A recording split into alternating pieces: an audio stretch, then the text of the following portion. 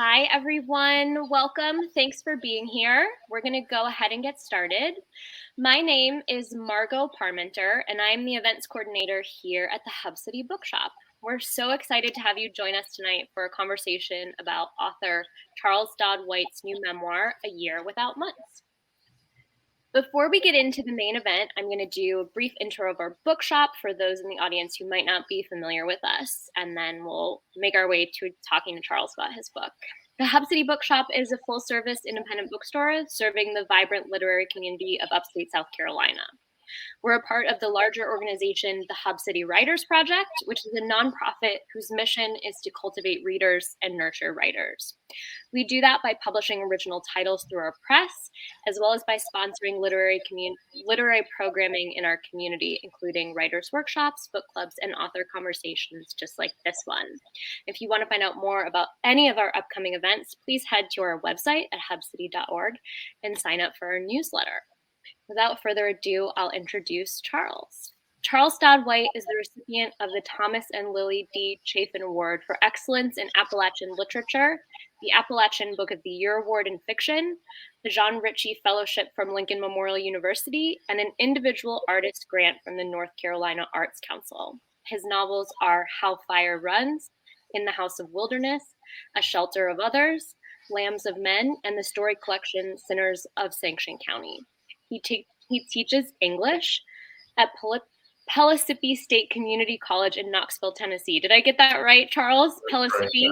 Okay. Wonderful. Well, thank you so much for joining us today. Congratulations on this book. Yeah, absolutely. Thank you, Margot. And I'm very happy to be here and the opportunity to visit again with Hub City. It's always exciting. As I mentioned to you before we came on, it is one of my favorite bookstores and book projects in the Southeast. Wonderful. Well, we really appreciate that. So let's dive into the book.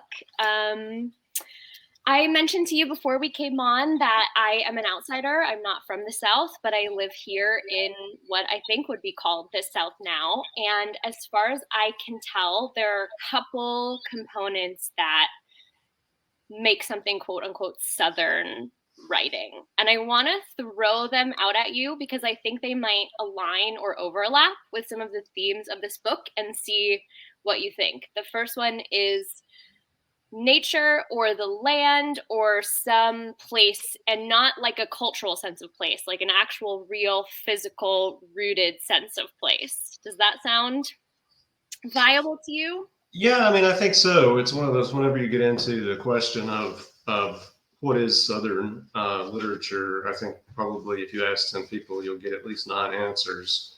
But certainly I think place being centered or being central somehow is certainly always going to be something that most readers are expecting to some degree, whether it be regardless of whether it's fiction or nonfiction or even poetry. I think that the sense of place, but also a very when we talk about place in the South, and there are different versions of, there are many Souths, it's a plural identity for sure, but I think we do expect some kind of relationship to the natural world. And so whether that be rural or outright wilderness, those things all kind of dovetail to an extent. And so, yeah, it's for me, the way that I think about writing, it's impossible to escape this sense of being attached to place as a character, as something that has agency and has the ability to act within a narrative. So, and that's certainly, and that's not something that's constructed or invented so much. It's just something that I witness that's a very much a part of who I am, of the experiences I've had, and it's certainly one of the big obsessions, I guess is not too harsh of a word or too extreme of a word, as far as for me, an underlying ethic or how to live in the world is being aware of our attachment to the landscape and to place, because I think by being attached, by being ethically entwined, we're maybe better people than we would be otherwise. So that's both an individual charge and a cultural charge and a social charge as well. But yeah, I think, if we think about Southern writing and all these big names that immediately come to mind, from William Faulkner to Edward P. Jones, these are all Southern writers who are aware of history and of natural history and how those things are indivisible. So yeah, I think so. I think there's certainly other writers who speak well to the urban world of the New South. I think I like someone like William Barnhart, for example, with Look Away, that novel. It's a great comedic, satirical, sprawling book that talks about the New South and in ways that might not be necessarily rural, but they are very place-based. Yeah, it's certainly part of it. I think it's something that I have several friends that we kind of debate the merits of how much place is itself inherent to Southern writing and how much of it is also perhaps convenient marketing as well sometimes. But I come down on the side of the fence of it is an essential part of being Southern. It was certainly in my experience a quintessential quality, and of course that's why it turns up as such a central theme in these essays. So yeah. Yeah. Can you speak a little more to that? Because I was just thinking of all the there are multiple different ways that sort of nature or place, and those being distinct concepts, but that nature and like wilderness or woods come up again and again for different ends and in different ways in the essays in this book. Can you talk about it seems like in some places, you're finding writerly inspiration in this connection to nature or in the physical state of being in nature. Other times, like in the essay, Self-Taught on the Tuck, it appears as, metaphor for learning how to live. So can you speak a little bit more to how this operates specifically in your essays in this book? Sure. Yeah, well, so this book, by the description alone, obviously it's pretty clear that it deals with difficult subject matter and what would be maybe described as a grief memoir or trauma, recovering from trauma.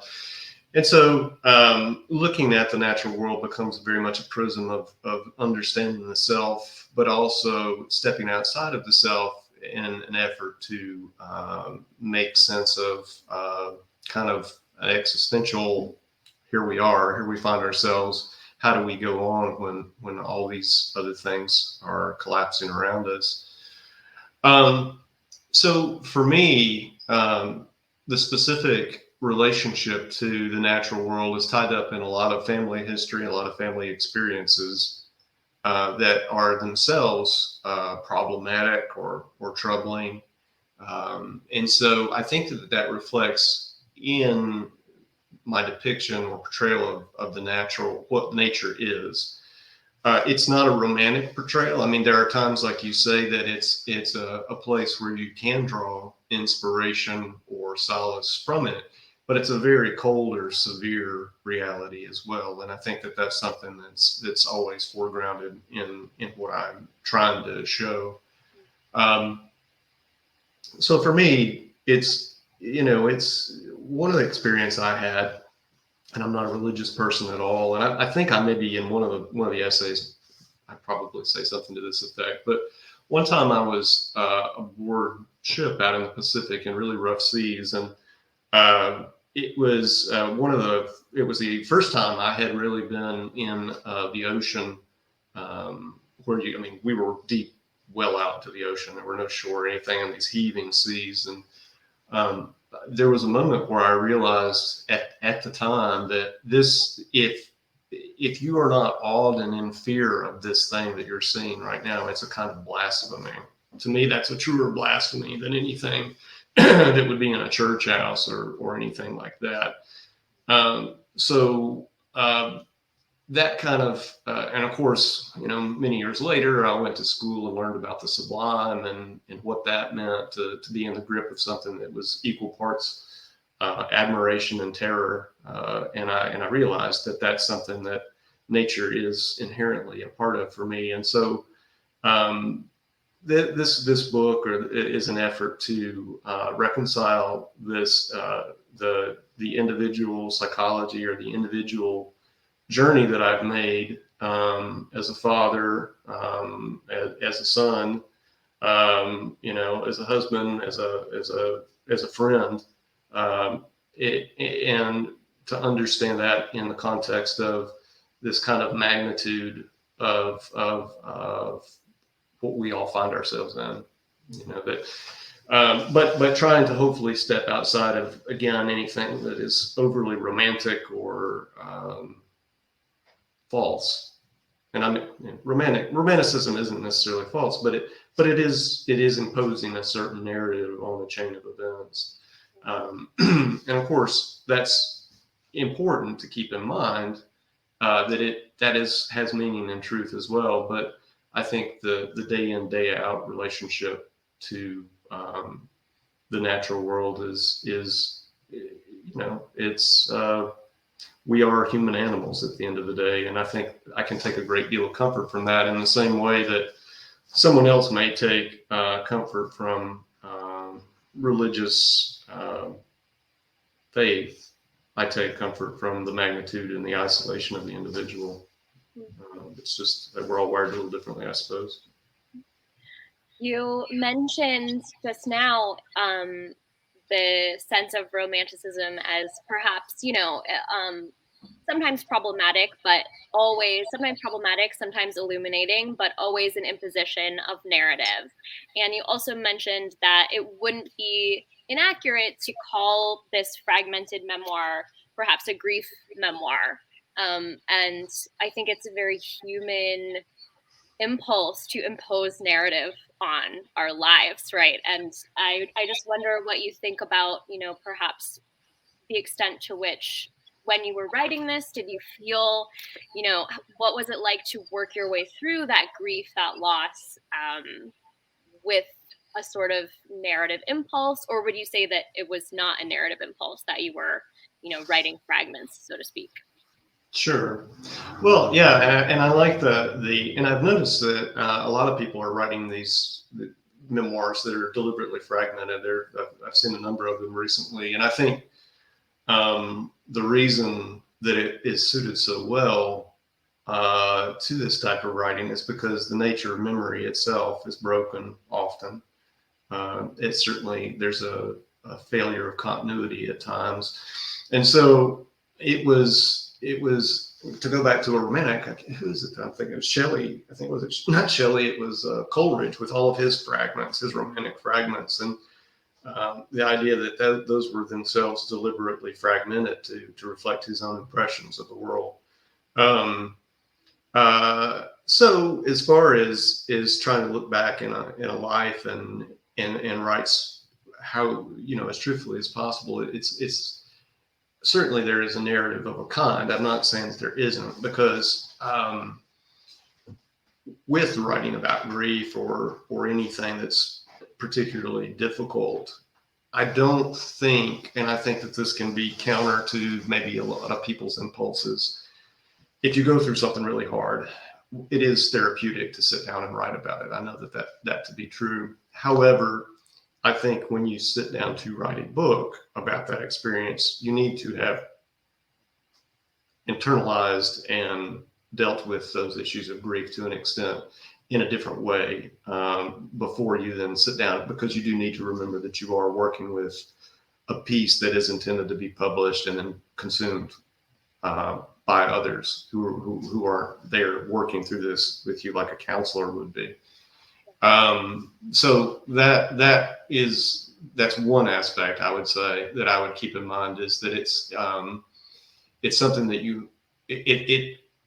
it cannot be an exercise in self-therapy when you're trying to write the essay or the memoir, whatever. But then to take the nature of that experience and then to sit down and to stitch together something that tells a narrative in completion of its own complete. It tells a story of completion completely, in a way, I think. And so that is it's, not to sound too devious, or calculating, but that's the nature of writing, right? You have to try to cultivate a certain rhetorical experience for the reader. And so making those things kind of come together that way is a challenge. It does require you to sit down and think, how does this all kind of come together in a certain way? And you go through different versions, you get feedback from people, of course. My original draft, there's a preface, a very short preface in this book that kind of is there to cast a net or a shadow or whatever metaphor you would like, to let you know what's coming and then bring you through it, and then have that information come at the right moment so that it achieves the effect that it does. So, you take all those tools that you learn as a writer, and you try to apply them to, the goal is to get the reader to get where you want them to go, to see what you're trying to see. So in that sense, you are crafting a narrative or creating a narrative. But what I've said about this particular form, despite all of that kind of self-conscious creation, the beauty of writing in an essay form, and that's one reason, instead of sitting down to write a complete memoir like a book like The Glass Castle or something like that, by having this pinned with the idea of moving from one essay to another, the essay itself is such a beautiful and dynamic form, such a really graceful form, and it's one that has this capacity for self-discovery as you're writing it. As opposed to fiction, where you sit down and you have a very clear set of expectations of where you want to go with something, an essay can start, and you can have a general sense of where the river empties into the ocean, but the deviations and the corrections along the way are themselves can be very instructive to the writer. I mean, there's so many opportunities for embellishment and self-discovery in an essay that I think you end up really sharing the writer's mind in a way that's a bit different than a traditional memoir, where that's trying to tell you this overarching narrative. So that was a nice thing about this one. And to speak maybe to that as well, there are a couple of these essays that are older than the others, but most of these were written over the period of about a year. So actually over the first year of COVID. So, it was this idea of thinking about these moments in time is kind of what led to the idea of the title, which itself is, of course, kind of a nod or an acknowledgement to how memory itself is something that doesn't hold to a strict order, that it breaks down. And then, of course, any memoir is not factual necessarily. I mean, you try it's what I remember, but it is a record of memory rather than a record of something that's been documented. Of memory as opposed to history or objective reality or something along those lines. Or even biography, Right. Yes, absolutely. Yes. I want to shift gears a little bit and ask about one of the major themes of the book, which Leah Hampton uses a great phrase in her blurb about the book. She calls it a candid and deeply necessary study of, quote, backwoods masculinity. And this theme comes up, a lot. It's a sort of as you were saying earlier, an examination of perhaps that theme through your own personal experiences as a son, a father, a stepfather, etc. Can you speak to that theme and how it appears in the book, and maybe what you think about the reception of it and the term backwoods masculinity? I don't know if it's backwoods. Did you know they put this in the front? Yeah, I know they do. Yeah. Yeah, I think it's maybe. I mean, when I was younger, maybe it seems a bit dated. The way that I was raised might seem like it was a bit dated. Um, I definitely was in many ways turned over to uh, being raised by someone who was, like a century out of time and out of touch.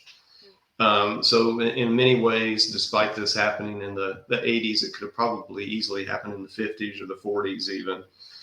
Mm. In many ways was probably not. So I was to those who haven't read the book. One of the large factors in the book is that I was my father figure was my maternal uncle, and so I spent a lot of time with him, and so I think in many ways I was repeating a lot of his childhood. So it was almost a generational shift. So um, there's that idea of that being backwoods, that kind of being out of touch. One of the other criticisms, I mean, I make is there's an essay in here that was published in the Bitter Southerner. That it's a bit different than the rest of the essays, and in fact, it's more of a kind of pointed criticism of exactly the kind of thing I think that you're talking about. What we would, I tend to not use a lot of the terms this because I feel like when you start to resort to cliches, you can risk the danger of committing them yourself. But what's often referred to as toxic masculinity, I think. Um, and I criticize this, and there's an essay called "Why I Don't Hunt Anymore," wherein I take to task this kind of violence for violence sake, as it's attached to so-called blood sports like hunting, as opposed to an approach that would be more in keeping with Wendell Berry's local conservation ethic, which is an ethic that I was, despite my uncle's failings in many other regards, was something that I was encouraged to follow, at least through my grandfather before him. And so there's that jarring kind of relationship between these things that hold a great deal of importance in my own life. All this time that I've spent in the woods as a boy, hunting and fishing, versus how I see those same things sometimes playing out in contemporaneous settings. So I take that to task, certainly, in issues of the book. Um, and also, I think a large part of the theme in some of the other things, whether it be through when I'm fishing, I think you said self-taught on the tuck, or you make reference to that earlier, and probably one of my favorite essays is there's one about hiking called Underweight, that is about trying to find those things that have significance and meaning to me outside of what I find is largely odious about certain Southern culture. So for me, coming back to those things it's been a journey back to where I started, but in a different in a different light, or finding a different facet. Um, and of course, part of that rediscovery is in looking toward naturalist thinkers and writers, particularly Thoreau, and particularly Darwin, and particularly Wendell Berry. All these people really provide a kind of an intellectual underpinning for a way of relating to what is most significant about the natural world, and my relationship to animals and things like that. Um, I hope that addresses somewhat of what you're talking about. But It it's does. such this big idea, yeah. I I thought why I don't hunt anymore was very interesting, and you're right. It does sort of it sits with the other pieces in the book somewhat more. It just sits slightly differently with the other pieces in the book. And I also read the interview you did with Mark Powell in WVU's Press's blog about this, where you talk about this essay. But I thought as you were speaking about just this line on page 89 of the book in this essay that says the pastoral somehow got swapped out with the paramilitary while I wasn't paying attention, and I can't think of anything worse that could have happened to the average hunter. And I think that's kind of encapsulates perhaps what you were saying, and it made me reflect while you were speaking on the extent to which this rupture or turn for the worse in quote unquote masculinity might be related to a disorganization or a rupture in the relationship between all of humanity to nature, to I wonder what you think about that, whether there's something rotten in the way that we relate to the place that we Oh, yeah. I mean, I think that's absolutely, expected masculinity. yeah. Yeah. Yeah, no, I think that's absolutely true. I mean, um, I can't, I'm very poor at remembering specific quotes, but in my last, I mean, Wendell Berry's ethic it's central to that essay, but it's also, I used it as a epigram for my last novel, which was about it's called How Fire Runs. And it was about suppose, or it imagines a white supremacist group moving into an East Tennessee town and trying to gain political power in that small Tennessee town. And the epigram, and it's, again, I'm butchering this, but it is basically said the mentality that destroys a forest and panics at the threat and a flood is the same mentality that gives institutionalized insult to Black people and panics at the prospect of race riots. So for him, he centralizes and I think provides a very logical, very cogent connectivity between how we are with the land and how we are with the world, with people. There's no distinction there. How we treat, the place outside your doors is how you treat others. And I think that for me, that's going to be one of the central things. I mean,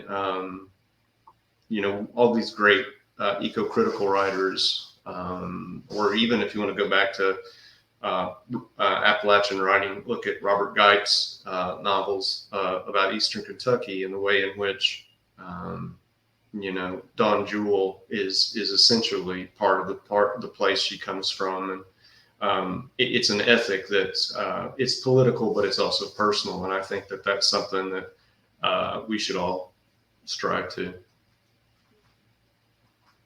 Absolutely. Yeah. Well said. A related theme that appears in the book, somewhat related, I suppose, but a new topic to turn to is that of family, and obviously that runs very deeply throughout all of the pieces in this book. Can you speak a little bit to what you discovered, what you wanted to convey to the audience about family? There's a great quote in the beginning of the book that I underlined because I really loved.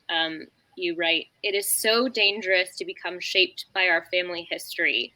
The attraction of repeating old sins should never be discounted. There's a powerful physics there."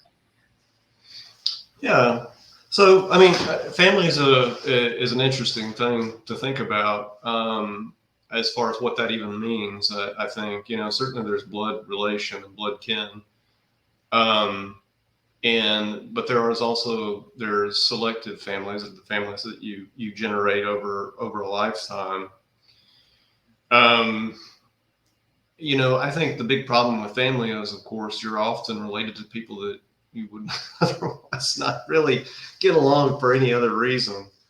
But I mean, I think it's probably worth trying to find a way. Maybe there's a more generalized lesson about the significance for us, particularly in this very fraught and freighted time, in learning to get along with people who are so unlike us in many ways. In terms of my own personal experience, of course, a lot of my immediate family is now deceased. So the process of going through it for me at this point in my life is really through like you mentioned, my identity as a stepfather and what that means and how that's different than other, natural born father, whatever the right term for that is. But I think that family is something really when it's most powerful when it's something that's created. I think it's something that I feel that despite maybe not having natural family, that I have created family that, and like I would say this one of the probably the greatest solaces and consolations throughout this experience of losing, my son and all these other people that were biologically close, is that I have been very rich in friendship, and that has been a significant thing for me. It's not to I don't want to dance around this, but one of the things that I think of that I've read most fairly recently that really stuck with me, and I think it's maybe powerful because it's a piece of ancient text. It's a piece of classical writing, and when you connect to something classical, it's just one of those aha moments. But in Seneca's letters to Lucilius, sometimes it's published as just letters to a Stoic. Um, Seneca talks about how, through the course of a life, how important it is to continue to cultivate friendship, and that it's something that you need to practice regularly. It's not you should, and it's I think in our normal life experience and our lifespan, we kind of think that we get to a point where we don't make new friends. It's just something, it becomes very easy. You become complacent, maybe you maybe don't have the time or whatnot. But it was such I think, an important reminder for me to understand that it's necessary to not only have your close friends, but if you have the opportunity for someone who comes into your life who expresses a desire to open a friendship, that is something that you should be open to. That the practice of friendship is itself something that is self-sustaining. So, I mean, I think that, that's one of those ongoing qualities of family for me, that is really meaningful.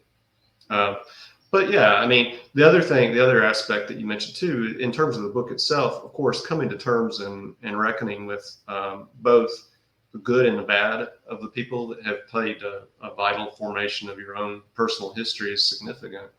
Um, I think that there's nothing worse than seeing someone as they age into middle age and beyond, is that they hold on to resentments from when they were children. And that ability to go back and try to see people, even if you had fractious relationships while they were alive or whatnot, that there's a place of release where you can try to understand them as people struggling to live their own lives as best as possible. So I don't know if I would call it a place of forgiveness as so much as a place of understanding, a place of saying we were all here, we all did the best that we could, and knowing that sometimes that's not enough, but that's who you were.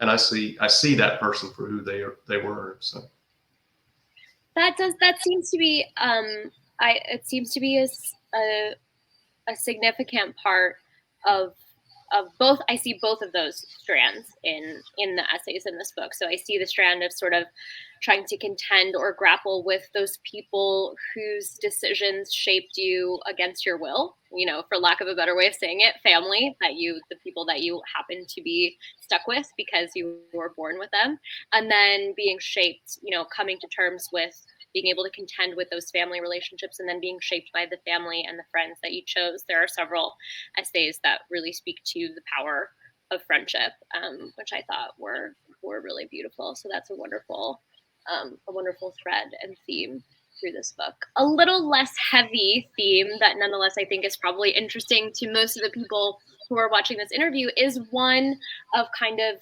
finding your voice. Is sort of a cliche way of saying it, but finding your writer's life, finding your way as a writer.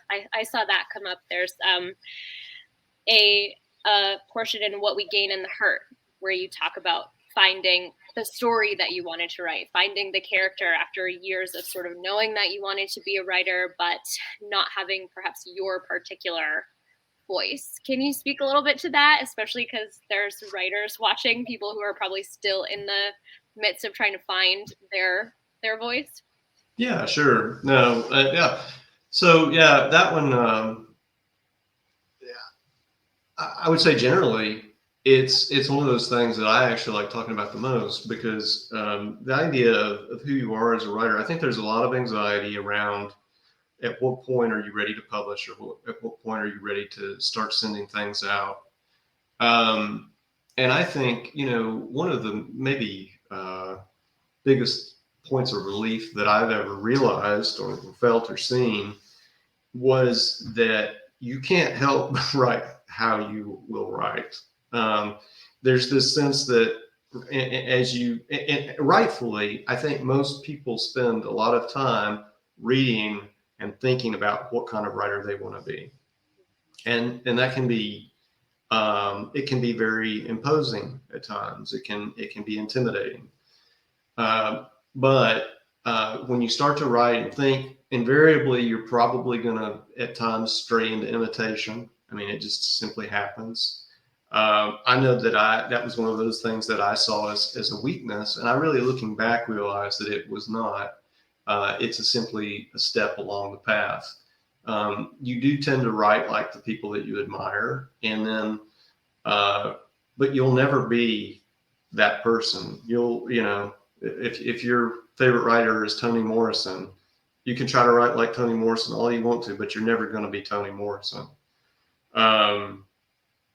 The trick, I think, to realize is that the way in which you can't be what you want to be, that space is where you've actually hit the sweet spot, which is your own voice and your own place. And there'll be a point where then you realize that there's no way I could write any other way, right? That's where you found your groove is in that place where you fail. And there's, I'll often talk about it. It's a non-literary example, but it's the talk show host Conan O'Brien. There's a video on YouTube. You can go and look it up where he talks about kind of, I think it was a commencement speech at Columbia or somewhere like that. And he mentions how he basically came to the same piece of wisdom, wherein he looked at Johnny Carson, and the way that Johnny Carson couldn't be Jack Benny was exactly how he became Johnny Carson, just like he became Conan and Brian, or David Letterman became David Letterman because of the way in which he couldn't be Johnny Carson, et cetera, et cetera. So there's this really nice genealogy of influence that turns up when you think of it that way. And I think if I were to talk to a writer today about that, it would be simply to have patience with yourself and know that that's exactly the way that it's supposed to be, and that there's no way of avoiding hitting your own voice. That takes a long time sometimes. It's one of those things I wish that I had someone tell me. It would have relieved me a lot of a lot of kind of hand wringing along the way. Yeah. That's great advice. The idea that it's inevitable that you'll find your own voice is absolutely. It is absolutely inevitable. Yeah. Can I ask about, to try to sort of poorly reflect your own words back to you, who's in your genealogy of who are the writers that you kind of visited their styles along the way that helped you find out you were? Oh, yeah. I mean, yeah, sure. I mean, they've been all over the place over the year. I mean, they continue too. I mean, it's not like you stop changing. Sometimes you'll deliberately try to change, right? You'll deliberately try to introduce something different, and I think that's one of the things you have to be open to as well. But I mean, early on, certainly Hemingway and Faulkner and Cormac McCarthy for my fiction. But later, as I matured, I really became deeply influenced by Carson McCullers, as opposed to Flannery O'Connor. And I know this is like anathema slash, I could be thrown out of Southern, I can lose my Southern card for saying this, but much more in the camp of Carson McCullers than Flannery O'Connor. I don't really like Flannery O'Connor's writing that much. I like the sensitivity that Carson McCullers brings to bear on her characters in a way that's, almost antipodal to Flannery O'Connor. Virginia Woolf for the kind of the exploratory qualities of consciousness. And so, obviously, if we're going to talk about like classical influences, just to such a gentler, more truthful interpretation of that whole idea of stream of consciousness for me is Virginia Woolf, as opposed to James Joyce, which has a very hard-edged, fragmented quality. So Virginia Woolf certainly. A more contemporary influence in terms of the sentence and my love of it would be James Salter's works, particularly Light Years, his novel Light Years, which I think is deeply influential. And just recently, and it's not somebody I think of as a deep influence, but I was just teaching an American literature class this past semester, and Ralph Ellison's Invisible Man was a deep influence on me in his ability to hopefully speak to serious issues, but with kind of a mordant wit at the same time. I don't know. Who are your favorite? There's so many. You can just go on and on. There are so many, of course. Yes. Yeah. I don't know. So I will say right now, this maybe I'm stepping on a future question, but somebody right now who I'm really loving reading is Otessa Moshfegh's I'm really excited about her newest book that's coming out in June or July or whenever it is. But I'm reading Death in Her Hands, which was one of those books that kind of got stepped on because it came out in COVID, that first year of COVID. But it's a great book, and she's such a unique writer. But then she is unique, but you can see Shirley Jackson all over her. Really, I was just realized that this afternoon. So she's another a newer writer that really stands out for me as being somebody that I like to think about. But those are a few. And we can go on with that one. I can continue on that one. That was a wonderful list. Everybody who's watching, add all those to your TBR. Come in the shop and buy every single one from us at Hub City. A sort of related question about making a living, literally and figuratively, but literally as a writer. You have this portion in What We Gain in the Hurt, where you talk about sort of the discrepancy between what it actually looks like to be a working writer and a professor, and what people think it means to be a professor. I'm just evolving into kind of more fun ones for the writers who I know are in the room. So this essay is this was one about me coming back from Canada and basically being broke and jobless, and I worked for somebody else just recently. I mentioned had a similar job, but I worked as a security guard at a high school at the midnight shift, midnight to 8 a.m. And so working as a night watchman was certainly a part of my writing life, which in some ways it is kind of the ideal job as far as getting the writing done. You can write for a bit and get up and walk around and then come back and write a little bit more and then walk around. But yeah, very low paying, very kind of hard scrabble. And I'm sure many people there's more, thank God there's more attention given to it now than there was when I was doing it. But the life of the journeyman adjunct that sometimes can seem to journey on and on for decades. But just the absurdity of trying to cobble together things like 7 or 8 classes and still being at the poverty level as far as the money that's actually coming into your bank account, those issues.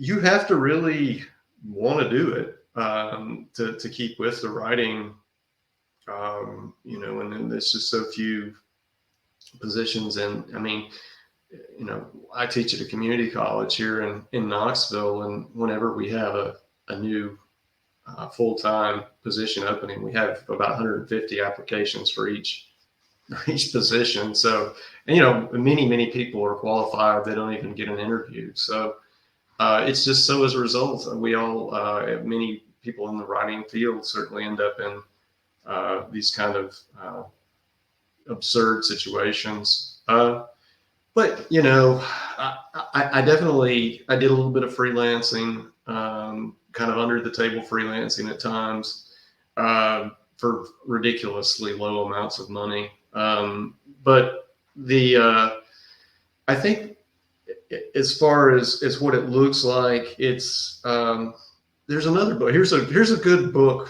example of the writing. I mean, it's a classic. I think they've made a movie of this, or they're going to. But Jack London's Martin Eden is a great book, great novel about a working writer and how terribly poor he is, and how he buckles down and just has an insane output. And there's a moment in that novel where he's living by eating one potato a day. That's his diet, is a potato a day. But he'll sit down and he'll write for 12 hours. And then later he gets kind of critical, or at least popular success in line with what Jack London actually enjoyed. And there's this moment where he's in this book where he's kind of confronted with the absurdity of he's suddenly making all this money, but he's not writing anymore. He's like, he's making this money for work that's already been done. It's like, so it's just the writing life is certainly not predictable. If it's not for the faint of heart, certainly. But that's definitely true. Yeah. I mean, I think probably the smartest ones are the smartest writers get work as bartenders. I think bartenders probably make the most money, and they do the best, and they can afford to live in these cosmopolitan areas, and they can still find time to write, supposedly. So can you name a famous writer who, or at least a published and respected writer who was a bartender? Was a bartender? No, well, no. I read somebody talking about doing this recently, but I can't remember who it was. I have to think. Because I feel like you're right, but I can't think of one off the top of my head. The only thing that comes to mind is somebody like Charles Bukowski, and that's just because he was at a bar. He wasn't a bartender, and he was not probably a model for excellence. So. I know that Nick Pizzolatto. Are you familiar with him? Yeah. Nick Pizzolatto was a bartender while he was doing his MFA, but I don't know if he's wildly successful too. Yeah. I know that there are some out there, but I can't now. I've completely led you down a path that I can't. No, not at all. We went there together. You don't feel responsible. To round it out, because we are getting close to the hour, I wanted to ask if there's a portion of the book that you wanted to read. Sure. I can read just a tail end part of an essay called Human Animals. And it's one of the lighter essays, I suppose. And it's one of the themes, I think, throughout. We didn't really talk about this, but certainly mental illness is a theme, both directly and indirectly. But this one is from, it's a reflection on when I was visiting family in Florida when I was a boy. And there was I had gone down with my, not important, but I've gone down there. My aunt, that I had spent most of my time with, was my grandfather's oldest sister, but her youngest sister had moved in next to her, and she had always kind of been a piece that didn't fit. She had always kind of lived a solitary life, and looking back, obviously suffered from undiagnosed mental illness. But I had a dog that was very important to her. And so this is just the tail end of this novel, which talks about, or this essay that talks about something else that's a part of the book, which is this connection to the natural world and how it's significant. So I'll read from the end of this one, which is called Human Animals. I went to visit Billy's youngest sister, my great aunt Jean. Jean lived alone in a small single wide just down the hill from Billy and Stan's place. Though I didn't know the reference yet, her house was decidedly Hattishamish. Everything seemed to remain in deep shadow there, even at noon. She was also in the shade herself. Housebound for years, she had never gone farther than her front door in the time that I'd been around her. I'd learned later that before I was born, she had spent some time institutionalized for some apocryphal mental illness. Since her release, she had lived next door to her sister. When my grandfather was alive, he rarely mentioned her, and only then as poor Jean. Her sole companion was an irascible Chihuahua named Margot. She was infamous for her growls and had apparently bitten my grandfather once so hard that he had to be taken to the emergency room for stitches. This was years later, however, and time had blunted her taste for violence, even if the capacity was still intact. When I entered, I was greeted with a low growl that didn't so much stop when Jean fussed at her, but diminished to the point that it was outside the range of human hearing. We would sit in Jean's living room, and she would ask a few questions about how I was, how everyone else was in Atlanta. I was still young enough to be uncomfortable talking with someone so much older and who seemed so remote to me. But I did my best to fill the time. I remembered the silences between her questions and my answers were pent, as if whatever I could tell her might solve a problem that extended beyond the simple denotations of what was said. As an adult, when my mother and I had similar conversations under the cloud of her mental illness and the medications prescribed to right them, I would recall these long talks with Jean and the way that every second passed in her company felt laborious and extractive. When they were over, the sun was brighter, the air more necessary. That's not to imply that she didn't try her best to be a gracious host. She kept Nilla wafer cookies and always insisted that I take some. When Margot saw me partake, she relaxed her unblinking study of me, likely figuring that if I was being offered treats, I must share some of the same motivations in the world that she did. She's particular about people, Jean told me. It's a good trait. She leaned over and scooped the tiny animal into her arms and settled her on her lap. Margot's bulging eyes softened and slowly closed into a contented nap. Like Billy and my grandfather, Jean's presence alone was enough to solace a creature. Margot came to expect my visits.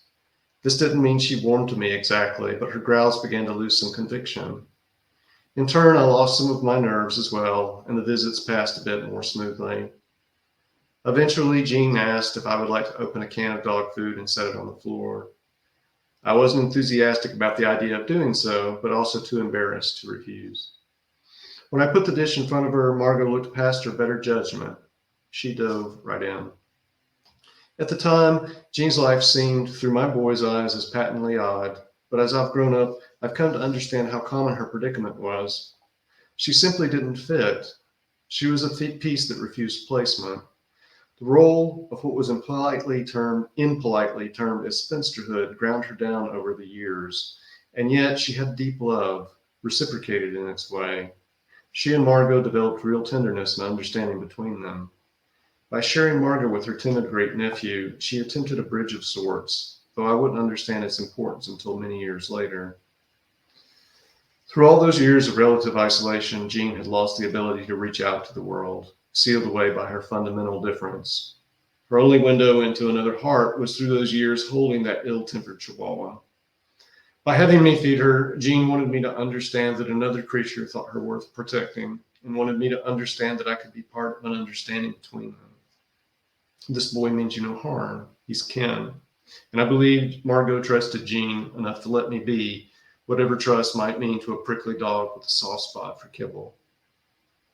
I've always been struck when I read Darwin how clear his love for animals was, how he admired them, saw their best qualities as so often beyond the base behavior of his fellow men. I think this is because he chose to see the mind of the animal, to try to understand what meaning they saw in their world. I have no doubt that it is far more complicated than we credit. Jean died years ago, alone, as she was throughout her adult life. Her passing didn't trouble anyone other than her sister, who was already herself widowed by that time. Margot had gone about the same time, which was a mercy for them both, I imagine. When I recently paddled to the edge of a riverbank to study a feeder spring, my attention was diverted to a water strider, a simple insect sometimes referred to as a Jesus bug, for its ability to walk across the surface of a calm body of water. I have seen them countless times before, but I watched this small creature who normally meant little to me other than as a portion of the great humming truth of the natural world. In the water strider's movements, I detected deliberate care, and though I hesitate to mention it, a decidedly meditative quality that many humans seem to lack in the way that they behave themselves in the outdoors.